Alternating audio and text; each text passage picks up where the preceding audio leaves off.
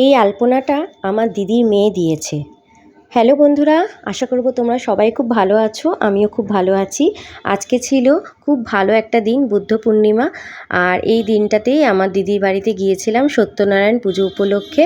আর একে তো সবাই চেনো, এ হচ্ছে আমার দিদির মেয়ে, একদম গিন্নির মতো শাড়ি টাড়ি পরে একদম উপোস করে রয়েছে সকাল থেকে, যেটা আমিও পারি না। আর এই হচ্ছে আমার দিদি, এখন এই বাড়ির গিন্নি। আর আর যেটা বলছিলাম যে উপোস আমি সত্যি করতে পারি না, আমার একটু প্রবলেম আছে। আর কিন্তু ও কত ছোট দেখো, কি সুন্দর উপোস করে রয়েছে। আর এইদিকে জুনও যায়নি, কারণ ওকে টিউশনে দিয়ে আমি এখানে গিয়েছিলাম। আর আমাকেও দেখতে পাবে না, তার কারণ আমি ভিডিও নিজের করেছিলাম, কিন্তু হয়তো অন করতেই ভুলে গেছি, না কি হলো কে জানে। পরে আমি আর ভিডিওটাই খুঁজেই পাচ্ছি না, মানে আমি অন করতেই মনে হয় ভুলে গেছিলাম। তো সেই দিন খুব আত্মীয় স্বজন সবাই ওদের বাড়ির এসেছিলো, তো সবার সাথেই দেখা হয়ে গিয়েছিল।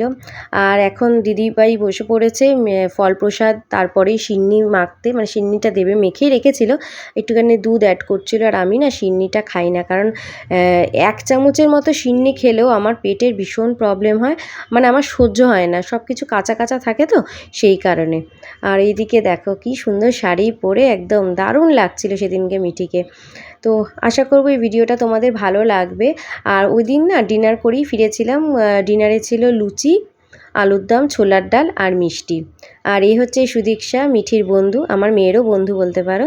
তো এই যে লুচি এসে গেছে, আলুর দম আর ছোলার ডাল যেটা বললাম, মিষ্টি টিষ্টি খেয়ে একেবারে বাড়িতে ফিরেছি। আর যদি এই ভিডিওটা ভালো লাগে অবশ্য করেই একটা লাইক করো, শেয়ার করো, সাবস্ক্রাইব করে আমার পাশে থেকো। দেখা হবে অন্য একটা সিনেমায়। তাহলে ততক্ষণের জন্য টাটা, বাই বাই।